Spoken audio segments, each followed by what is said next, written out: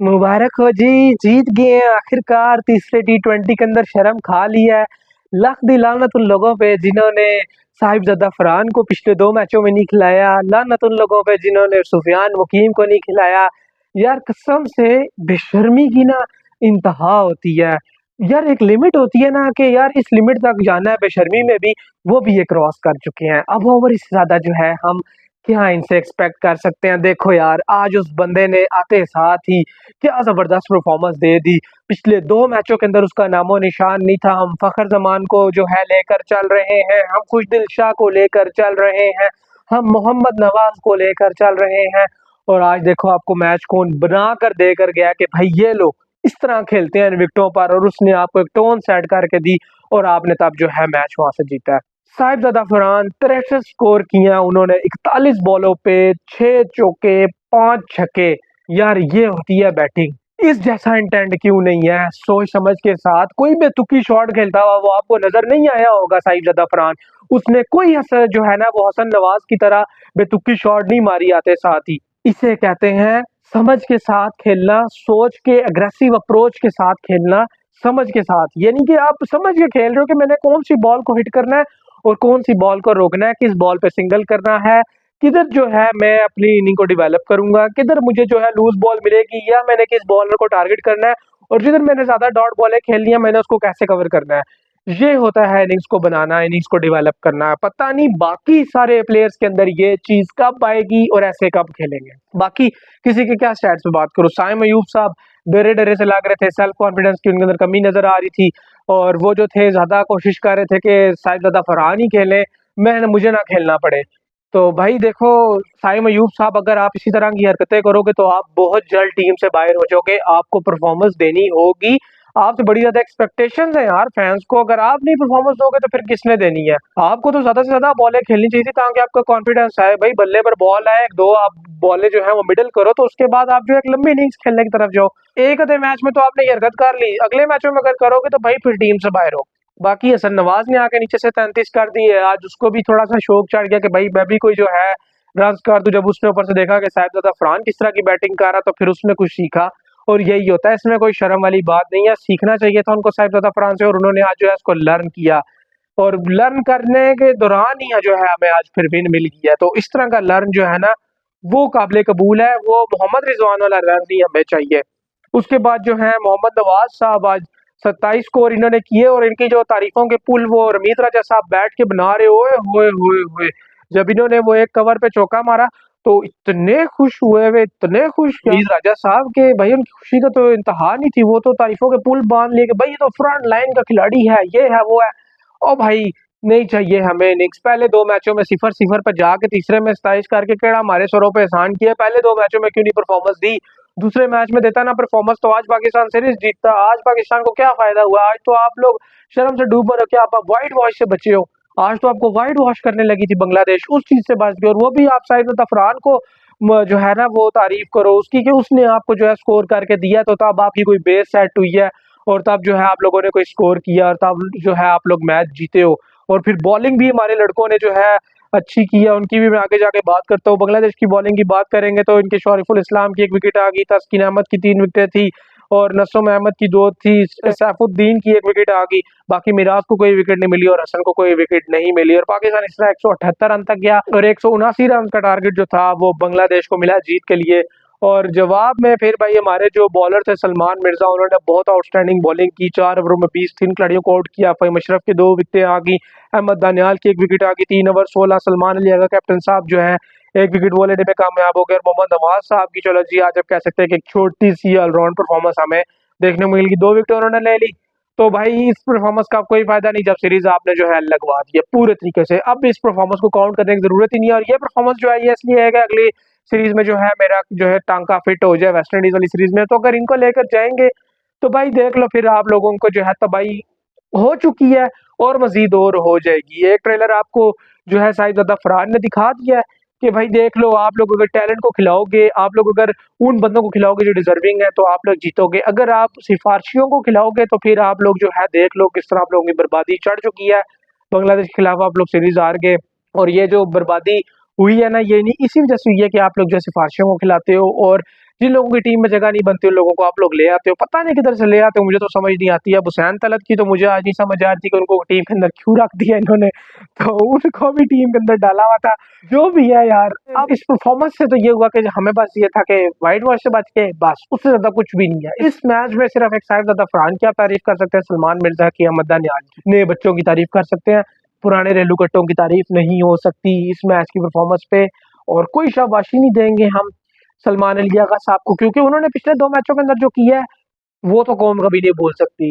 और जिस तरह उन्होंने सुफियान मुकीम के साथ नाइंसाफी की वो भी कौम नहीं भूल सकती। तो इस चीज से सिर्फ हम लोग जो है एक ही चीज अखज़ कर सकते हैं कि राइट लड़कों को अगर आप लोग खिलाओगे और टैलेंटेड लड़कों को खिलाओगे और उन लड़कों को खिलाओगे जो वाकई टीम के अंदर जगह जो है डिजर्व करते हैं, तो आप लोग जीतोगे। आपके पास टैलेंट भी है, सब कुछ है, इंटेंट भी है, एग्रेसिवनेस भी है, लेकिन बात क्या है कि आप लोगों के पास सही बंदे नहीं है। सही बंदे ले आओ तो जीत आपका मुकद्दर है, नहीं तो जलालत जो लिख दी गई है वो इसी तरह आप लोगों की चलती रहेगी। अब जो है हम आते हैं इंडिया वर्सेस इंग्लैंड। आज तो भाई बड़ा बवाली मैच गया इन लोगों का। अब टीम इंडिया ने लड़खड़ाते लड़खड़ाते जो है 358 रन बनाए, लड़खड़ाते नहीं बनाए यार, सिर्फ 3 फिफ्टियां आई हैं, तो इस चीज को मैं अब क्या नाम दूं। 400 से नीचे हैं, और मैंने तो आप लोगों को ये बात बोली थी कि 400 450 से नीचे कुछ भी है ना तो वो इंग्लैंड के लिए हलवा है। अब आप देखें कि इंग्लैंड ने 46 ओवर खेले हैं और उसी के अंदर जो है वो 225 कर गया, यानी कि वो वनडे बनाकर खेले हैं, उनकी सिर्फ 2 विकेटें गिरी। बेन डकट 94 करके उनका मिसाज जो था मिस हो गया आप कह ले, और उनको जो है अंशुल कंबोज आज जो है वो पिड़ गए, तो उनकी सेंचुरी रहेगी। उसके बाद अगर आप बात करें जैक क्रॉली की तो उनके 84 है। भाई ये दोनों बड़ा तेज खेले हैं, बेन डकट ने 100 बॉलों पे 94 किए हैं और 113 पे 84 जो है क्रॉली के आए हैं। अब ओली पॉप और जो रूट खड़े हैं, ओली पॉप 20 स्कोर पे हैं, जो रूट 11 स्कोर पे हैं। अब देखो करना यह है इंग्लैंड को कि विकेटें लेनी है, ये 2 मेन विकेटें हैं उनकी। अगर इंडिया इनको आउट करने में कामयाब हो जाता है कल, पहले आधे पौने घंटे में 50 मिनट में, या चलो घंटा कर लो, उसके अंदर अगर ये इनको आउट करने में कामयाब हो जाता है तो टीम इंडिया इस मैच के अंदर बचेगी।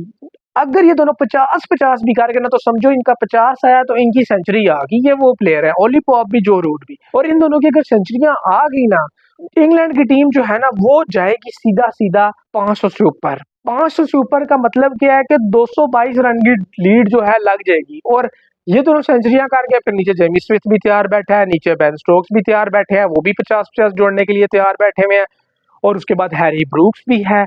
तो इनके पास अभी 3 बल्लेबाज तो सॉलिड नीचे पड़े हुए हैं, तो इसलिए अभी ये 2 तो समझो 5 विकेटें अभी जो है बड़ा टफ टाइम देंगी टीम इंडिया को। और इन 5 विकेटों के ऊपर जो है इंग्लैंड की टीम मजीद कोशिश करेगी कि 225 में 300 रन और ऐड करें वो इन 5 विकेटों पे। तो अगर वो ये करने में कामयाब हो जाते हैं, 500 550 इंग्लैंड की टीम अगर कर जाती है, समझें कि गेम खत्म हो गई है टीम इंडिया के लिए, क्योंकि विकेट जो है ना वो हेल्पिंग है बॉलिंग के लिए, और काफी ज्यादा बॉलर्स को सपोर्ट मिल रही है इस विकेट पे। ऐसा नहीं है कि बॉलर्स के लिए कुछ नहीं, बिल्कुल बैटिंग हो रही है। इंग्लैंड वालों ने इजी बना दिया है इसको अपनी बैटिंग से। उनकी बैटिंग देख के लग रहा है कि शायद कुछ विकेट में है नहीं, लेकिन विकेट में बहुत कुछ है बॉलर्स के लिए।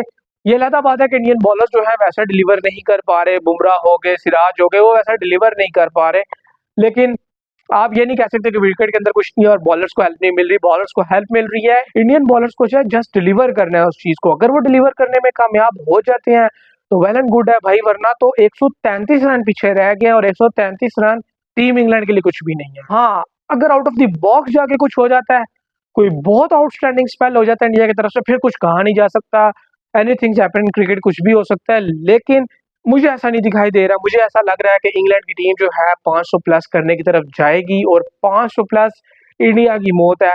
और मैंने आप लोगों को कल के जब मैंने दिन की वीडियो बनाई थी उसमें कह दिया था कि ये जो है इंग्लैंड के लिए डू डाई मैच है, और इंग्लैंड इसके अंदर जो है फुल जोर लगाएगा। उनको पता है कि अगर हम ये टेस्ट मैच जीतते हैं तो हम सीरीज जीत जाएंगे, और इंग्लैंड जो है इस टेस्ट मैच के अंदर बिल्कुल भी ढीला नहीं पड़ेगा। और अब जो है वो जोर लगा रहे हैं, आप लोग खुद देख लें, उन्होंने आधे दिन के अंदर जो है 225 रन बना दिए हैं। ये इंग्लैंड की टीम की बहुत बड़ी कामयाबी और इंडिया की टीम की बहुत बड़ी नाकामी है, उनके बॉलर्स की नाकामी है। और मैंने ये चीज भी बोली थी कि ये जो सीरीज है ये इंडिया की बॉलिंग वर्सेस इंग्लैंड की बैटिंग है। तो इंग्लैंड की बैटिंग अब क्लिक करना शुरू हो गई है, लेकिन इंडिया की बॉलिंग जो है वो क्लिक करने में नहीं आ रही। इतना बड़ा आप कोई जो है पीछे ट्रेल बचा नहीं है इंग्लैंड के लिए। 133 रन है, वो ये कल पहले सेशन में ही पूरा कर देंगे जिस हिसाब से ये बैटिंग कर रहे हैं। और ओली पॉप और जो रूट अगर ये ना आउट हुए फिर तो समझो कि इंडिया में भी हो सकता है मैं शायद गलत हूँ या अंडर एस्टिमेट कर रहा हूँ अभी इस मैच की सिचुएशन को देख के। लेकिन मैं कह सकता हूँ कि यार मुझे जो फीलिंग आ रही है, अगर जो रूट और ओली पोप अगर बड़ी इनिंग्स खेल जाते हैं तो अगर एक बड़ा टोटल करने में कामयाब होगी इंग्लैंड, तो मुझे जहां तक लगता है कि ये ना हो कि शायद इंडिया ये जो टेस्ट मैच है वो एक इनिंग से ना हार जाए। आप लोग शायद मेरी बात से डिसएग्री कर रहे हो, लेकिन अभी जो सिचुएशन लग रही है उस हिसाब से ये है कि इंग्लैंड इस वक्त बहुत स्ट्रांग पोजीशन में आ चुका है और उनके लिए जो ट्रेल है ये कुछ भी नहीं है। और 450 से नीचे मैंने पहले कहा था कि इंडिया की मौत है, वो तो 350 भी पकड़े गए हैं। तो अब इस मौत से बचने के लिए इंडियन बॉलर्स को आगे आना होगा और उनको परफॉर्मेंस देनी होगी। अब आप देखें कि बेन स्टोक्स की तरफ से फाइफर आया और जोफ्रा आर्चर की 3 विकेटें आई हैं, उनके 2 बॉलर्स ने जो है पूरी इंडियन बैटिंग लाइनअप को उड़ाया है। अभी कोई आप देखें सिर्फ एक प्रॉपर जोफ्रा आर्चर बॉलर है, बेन स्टोक्स जो है ऑलराउंडर है, तो आप उनके ऊपर इतना ज्यादा रिलाय नहीं कर सकते, लेकिन उन्होंने फिर भी डिलीवर करके दिया है। तो जब एक ऑलराउंडर जो है जिसका वो एक काम भी नहीं है, एक प्रॉपर जॉब भी नहीं है, वो एज अ हेल्पर आता है और 5 विकेटें लेके दे देता है, बुमराह क्यों विकेट लेस जाते हैं, फिर सिराज क्यों नहीं विकेट ले पा रहे, उनको उड़ानी चाहिए विकेट यार। बुमराह सिराज के ऊपर जो है काफी ज्यादा रिलाई कर रही है टीम इंडिया, तो इस तरह जो है नहीं छोड़ के जा सकती। इनको एक विकेट जो है जडेजा ने लेके दिया और एक कंबोज ने लेके दिया, तो इनके अगर मेन बॉलर सिराज और बुमराह नहीं आउट करेंगे तो फिर टीम इंडिया के लिए बड़ी मुश्किलात हैं। अब कल जब डे 3 होगा उसमें जो परफॉर्मेंस निकल कर आएगी दोनों टीमों की, उसके ऊपर भी आप लोगों के साथ इसी तरह बातचीत जारी रखेंगे। अब कल ही पता चलेगा कि इंडिया कम बैक कर सकता है या नहीं, या इंग्लैंड जो है कल तीसरे दिन इस टेस्ट मैच के अंदर मजीद अपनी जो गिरफ्त है उसको मजबूत कर लेगा और इंडिया के लिए जो है मजीद मुश्किलात कर देगा। अब ये कल पहले सेशन के बाद स्टोरी मजीद क्लियर हो जाएगी कि टेस्ट मैच कौन जीतने जा रहा है। कल का दिन जो है वो हाफ डे तक ही जो है डिसीजन आ जाएगा कि ये टेस्ट मैच किस तरफ जा रहा है। उसके बाद इतनी ज्यादा कोई चीजें हमें जो है और देखनी नहीं पड़ेंगी कि हाँ यार ये हो जाए वो हो जाए, फिर इंडिया को आउट ऑफ द बॉक्स ही जाके करना पड़ेगा इस टेस्ट मैच को जीतने के लिए, वरना तो बड़ा मुश्किल हो जाएगा। कल का जो दिन का पहला सेशन होगा वो क्लियर कर देगा पिक्चर कि कौन सी टीम जो है मजीद स्ट्रॉन्ग पोजीशन में जाएगी और कौन सी टीम जो है वो बिल्कुल बैठ जाएगी। बहरहाल आप लोगों की जो भी राय हो वो आप लोगों ने कमेंट सेक्शन में जरूर बतानी है।